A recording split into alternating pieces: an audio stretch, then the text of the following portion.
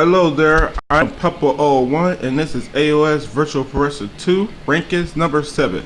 So this is to tell you everything that happened from, the crowning of the first ever Combatants Tournament champions all the way to the end of pay-per-view number 6. So this is going to be featuring the crowning of the first ever Combatants champions, as well as Show 6A, Show 6B, Show 6C, and pay-per-view number 6. So as you know, we'll have to go back a little bit. So before we get started with actual combatants, talk about this stuff. I already did a recap, but that's future in these rankings. And that will be the last time we probably crown new champions and stuff like that. So let's go back on here. So what I decided to do on here is finish shows and pay-per-views and stuff like that. So it's right here. So this is all the stuff you need to know. So when I started this game, this is just a quick recap of what the Combatants Championship is, and we're going to show you who became the inaugural champions and stuff like that. And the inaugural champions may not still be the holder of the titles and stuff. So as you can see right here, this is the rules for it. To give you a basic, it's a 4v4 team elimination gauntlet under MMA rules. It's kind of similar to the Faction of 3, which is under PW rules, pro wrestling rules, or whatever like that. Except for in this case, we have a point system. So the point system is quite simple.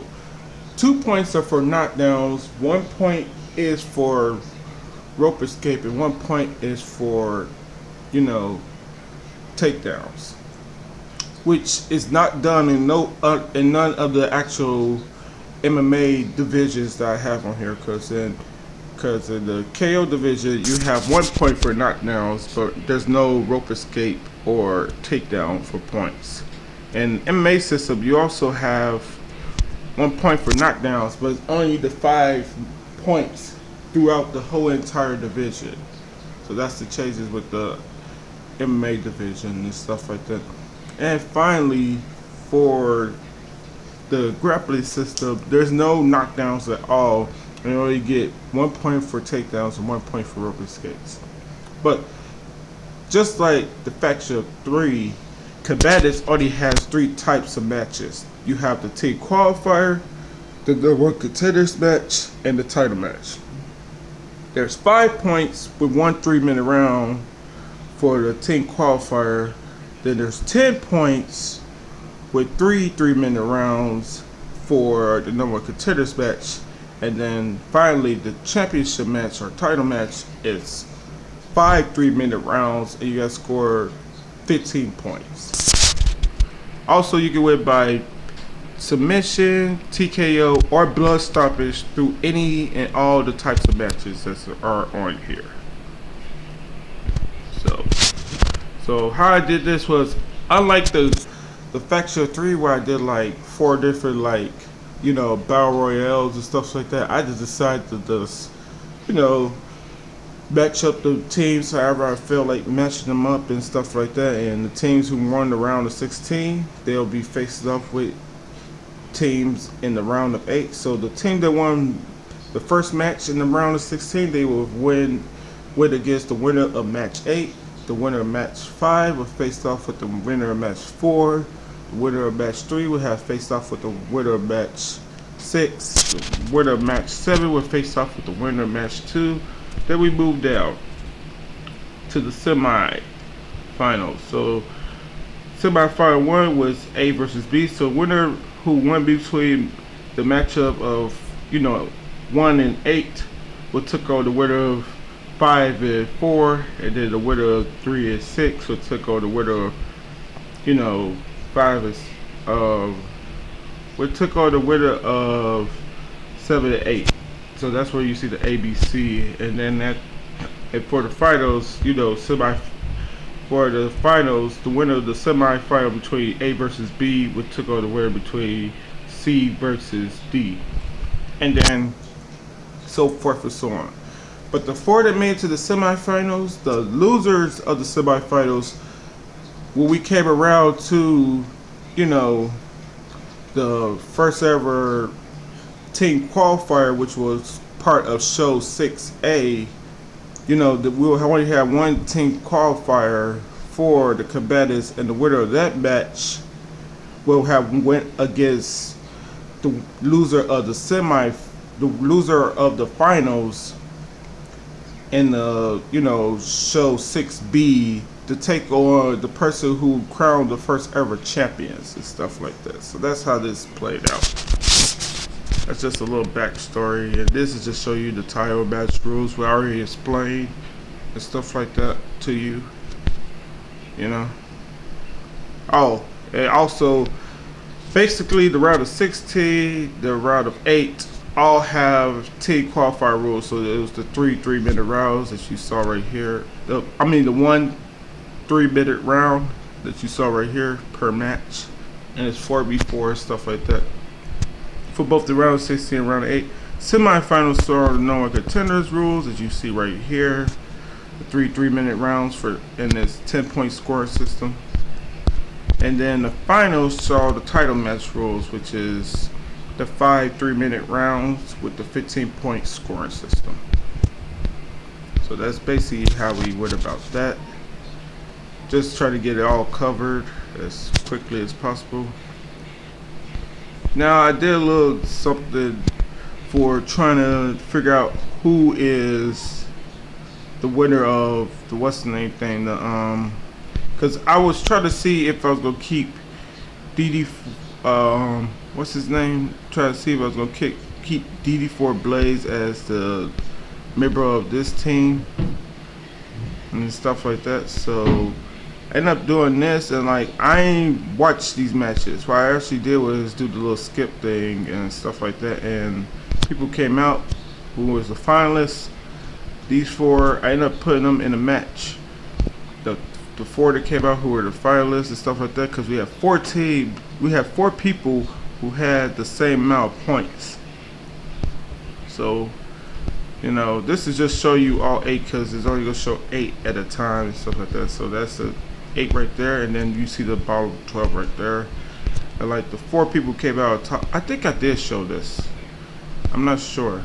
Yeah, I did show it, because look, I only had it on there for the qualifier thing. Yeah, so I probably did watch all of these. I forgot that I only did for the qualifier round rules and stuff like this, because I was going to try to replace DD4 Blaze with somebody else, because this team didn't need DD4 Blaze to become champions. You know, so I was going to try to replace them and so forth and so on. But I mean, they ain't, my bad, not DD4 Blaze, but they need Devastation, so I was going to try to replace them before the start of the round of 8.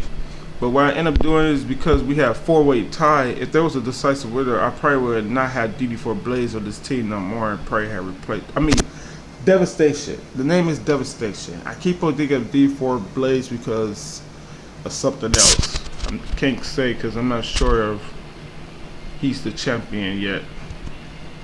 Wait a minute. This is what I was supposed to be doing. What? This is rank is 7, right? Rank is, yeah. DD4 Blaze. I could talk about DD4 Blaze. DD4 Blaze is already the absolute champion, so I could talk about that. But anyway, I finally did it, and I did it one more time. And this time with DD4 Blaze, as you know, on here as well. So he ended up winning against everybody, and everybody went against everybody, and DD4 Blaze ended up being the winner by winning all 4 matches, you know, to make it decisive. And what, number 3 and number 4, they both had 2 wins, and number 5 and number 2 only have 1 win. So that's how it was and stuff like that. So DD4 Blaze, I just said I'll keep him on there, which worked, which ultimately worked, or whatever like that, you know. So now that we got all that situated and this and that and whatever with that stuff, I could go back a little bit. Yeah, it's taking a while because I just got to show you it. So you see, this is, I'll show you the matchups. After we show you the matchups, this is matches 1 through 4. This is matches 5 through 8.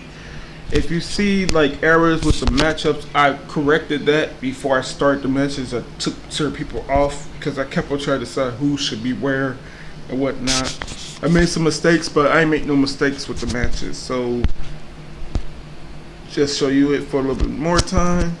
This was the round of 16. And this was, I can tell you what the teams are. This is a team of 4 people from the, what's the name, the promotion Pancrase. So all 4 of these guys are from Pancrase. Yeah. And they won their match. This was me putting Gary Albright along with, you know, Big Van Vader and Stan Hansen and Bruiser Brody. This was the team before. So the first person out for this team was Gary Albright, and then we had Stan Hansen, then we had Big Van Vader, then Bruiser Brody, for the order in which they competed for their team. Then the next team that won in the third match of the round of 16 was these 4.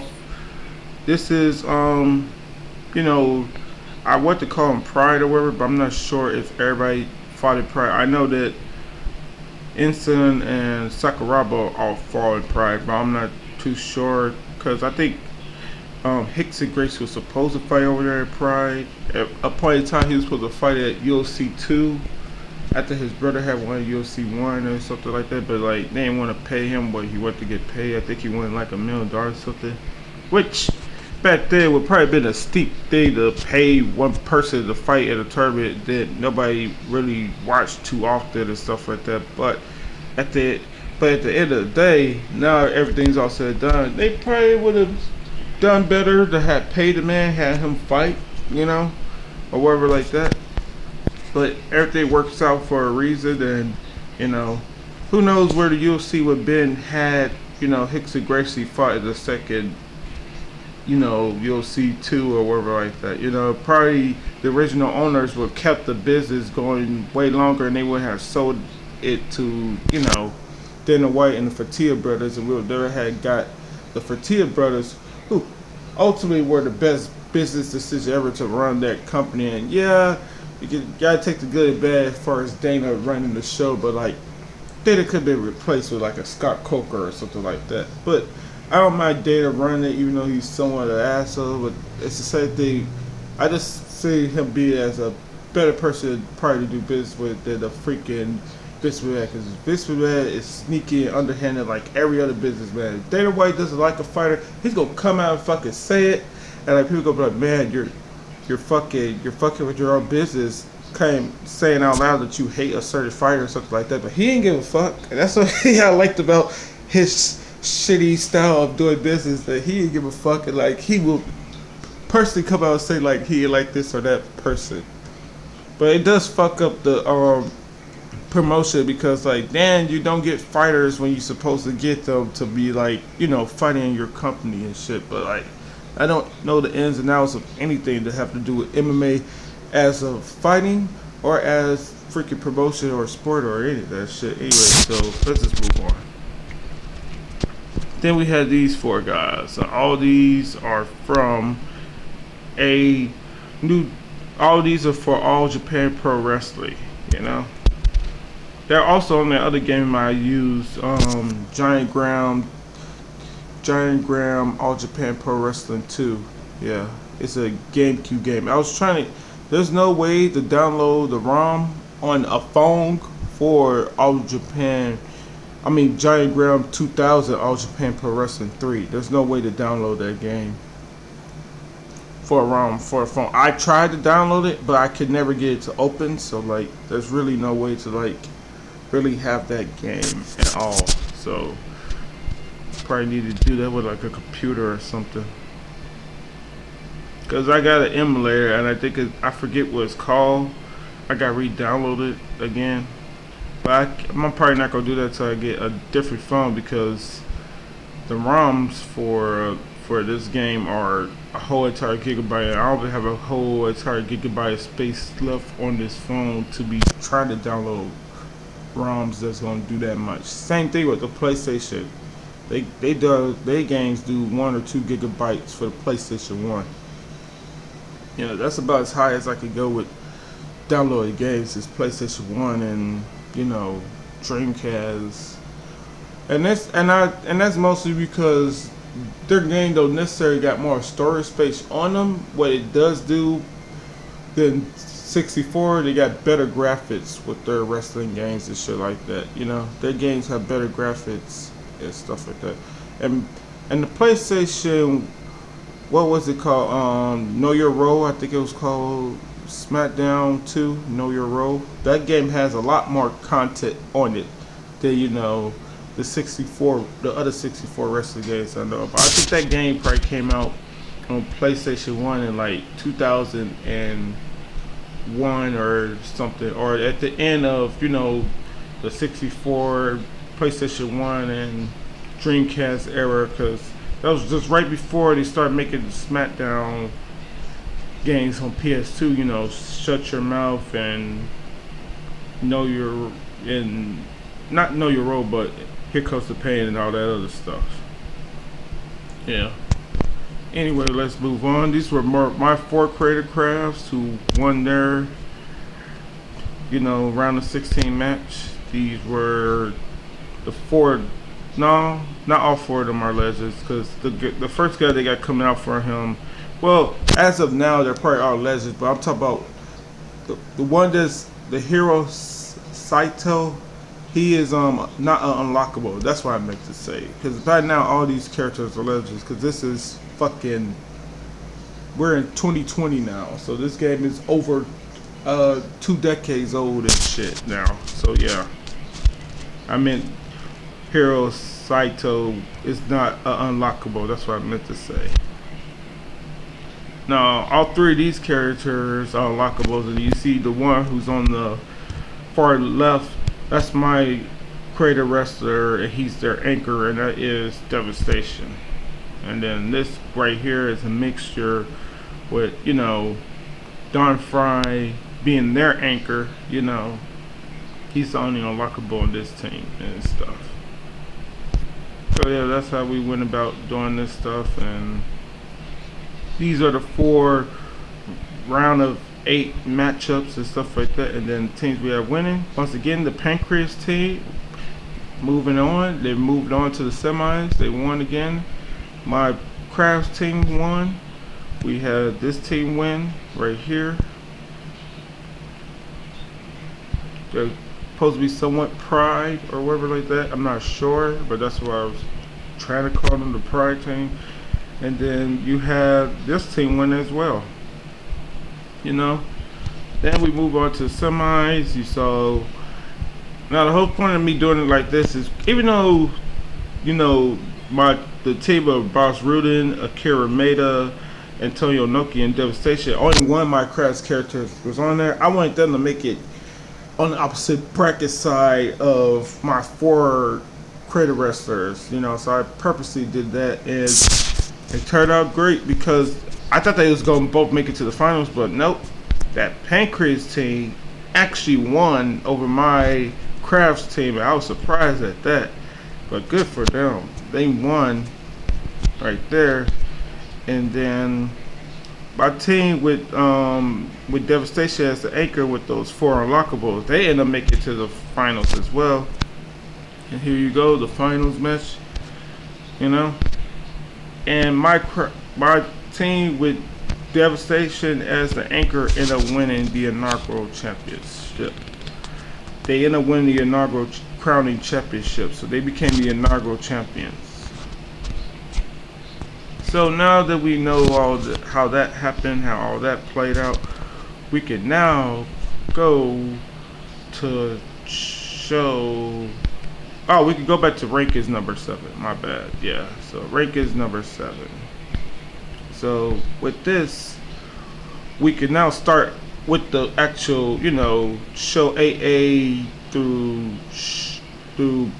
show AA through pay-per-view number 6. So what you see right here is just what happened at the start of show 8. I mean show 6A. My bad. Show 6A through pay-per-view number 6. Yeah, I said 8 because that's what we're on now. That's what I'm currently on, show 8A. But enough of that. So basically, this is what happened. Eno that you see right here, he was player number 4. He ended up getting 2 eliminations, and the thing is, whoever gets 2 eliminations or more is eligible to be in the Fight for Gold Championship again. So that's what ended up happening with this. And like you see right here, I show you him with the belt and stuff like that. I used to like show them with the belt while they're standing in the ring and stuff like that, but like that shit got too hard to try to do, so I show only him because, just for that's the Fight for Gold champion. So that's how the Fight for Gold champion is presented from now on. I just show him like this instead of just showing him standing in the ring. That way you can also see the belt that's right there in the corner for that person. I would do the same for like the, all the other divisions and stuff like that. But I got them with a whole like, thing that you're finna see right now. So right here you can see the Faction 3 winners. The inaugural champions were able to successfully defend their belt for the second time, and this was pay-per-view number 6. Also at pay-per-view number 6, we end up crowning new combatants champions. So they was able to beat that team with the 3 unlockables with Devastation as the anchor. And I think this went 3 matches. I'm not sure, but I believe this went 3 matches. This, I believe, went 3 matches as well, but I'm not too sure. Forgot who their opponents were. Yeah. Who were their opponents again? Because some of them might be forgetting who the opponents were, so where is it at? Pay-per-view number 6.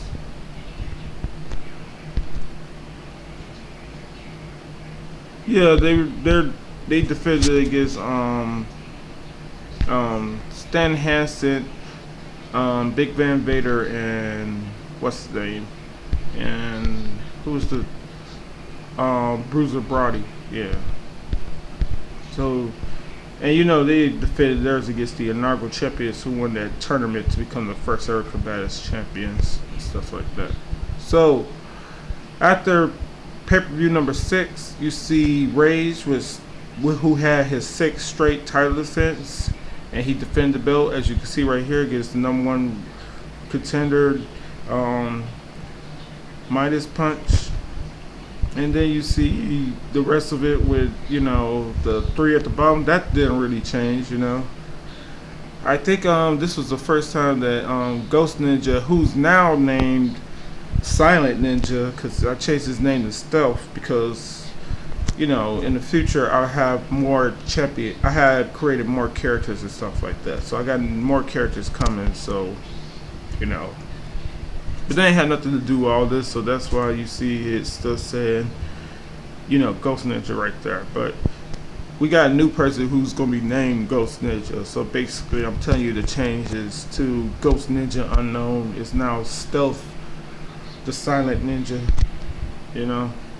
Volkan was able to get his 5th straight title defense. I had to go back.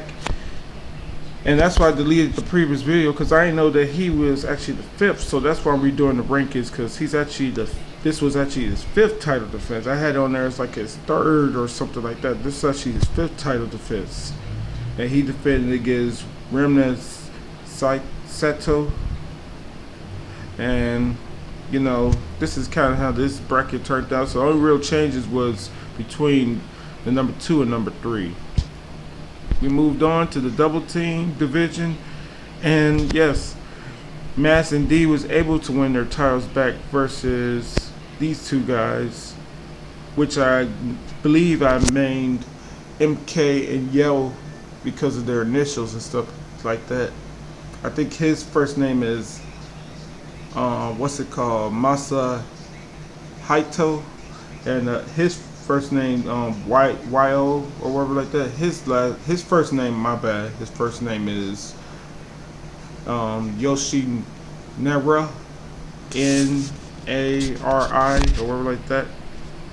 And this is, what's the name? One thing was probably new is I believe that you know, Terry Funk and Doink Funk Jr. was able to win the fifth spot chance, so that's the only thing that's new about this. And that was at show 6C or whatever like that. Yeah.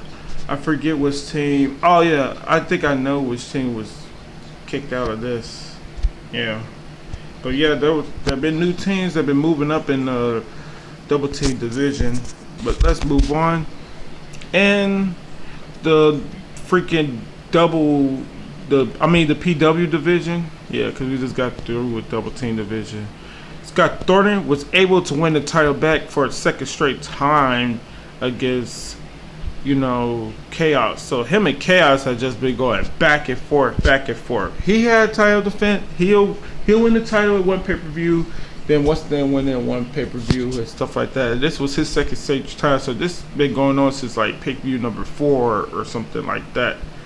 But they just been going back and forth for who's champion, so that's fun to watch.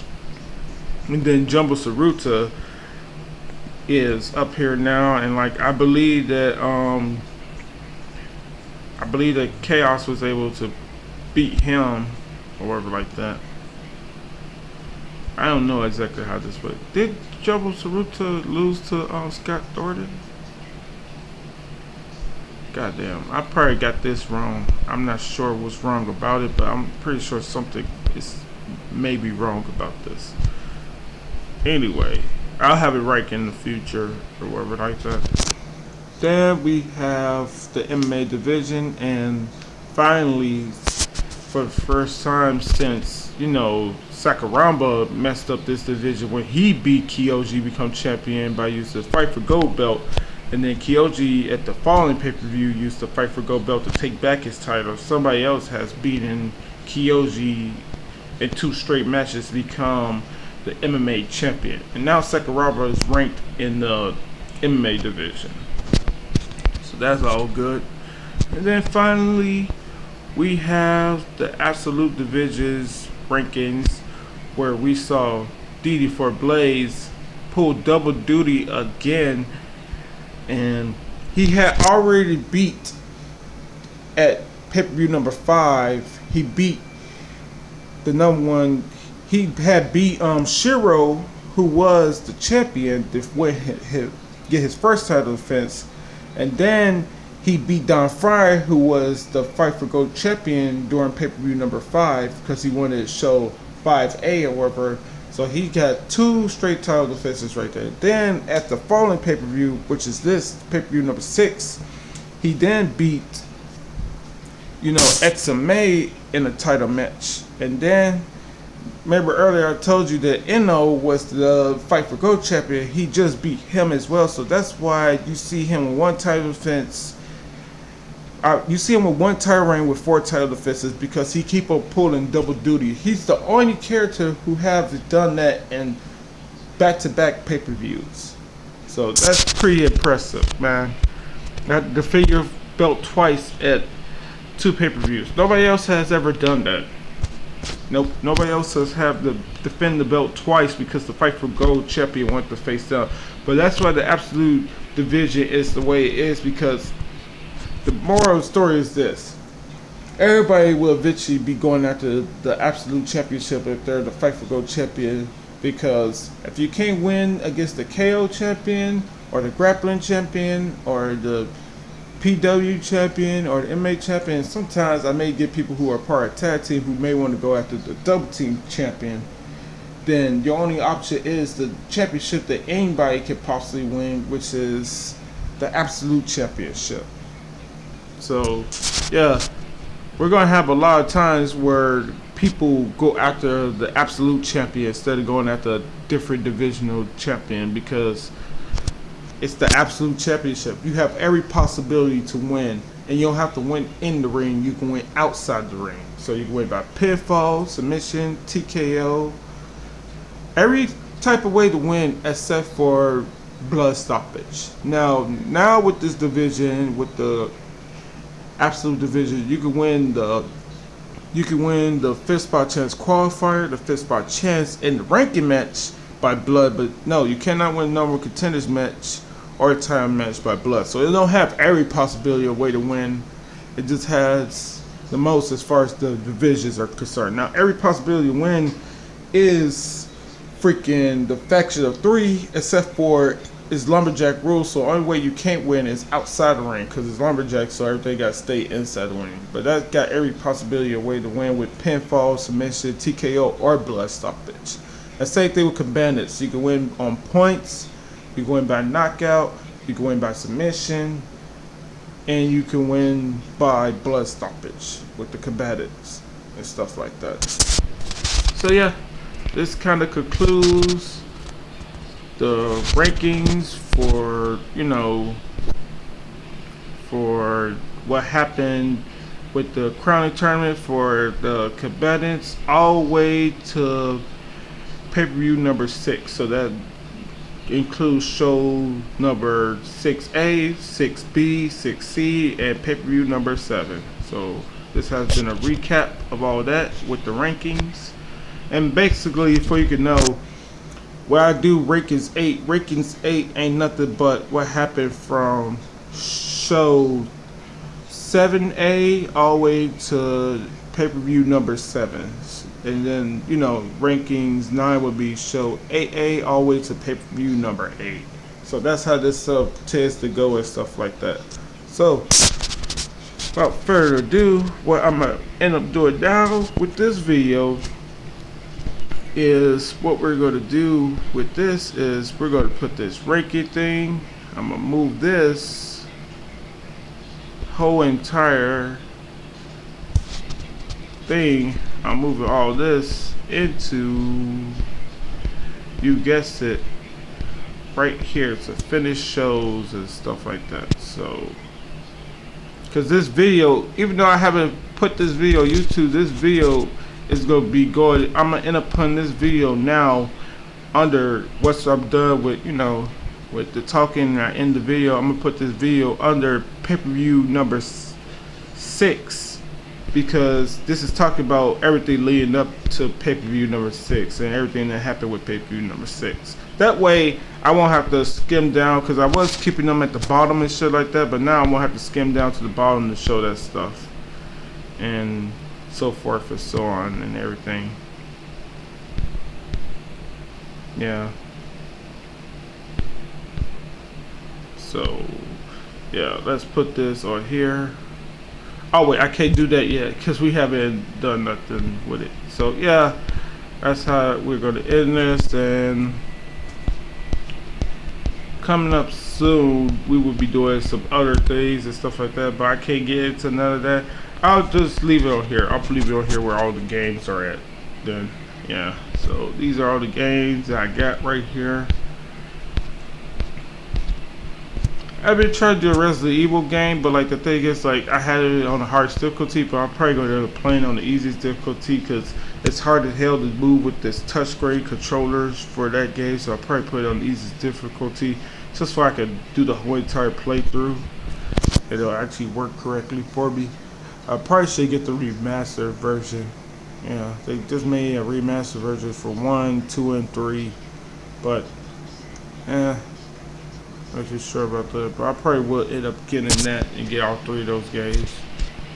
They claim some people claim they're gonna be doing a remaster of Resident Evil 4. I don't know. I wish they had this made Resident Evil game that has you just, survival of the fittest out there on the streets and shit like that. You never go into the goddamn different like underground facilities and matches and have to do those stupid fucking Zelda-ish puzzles and shit like that. I'm like, man, just continue to fight just the regular zombies. Every once in a while you run into the hunters or lickers or the nemesis or one of the tyrants or something like that, because I hate the way the games are structured with fighting these giant fucking monsters in closed spaces in these underground laboratories and fucking mazes and shit. I hate the way that shit's structured. I just do not like that. Like, have them fight in the open, you know?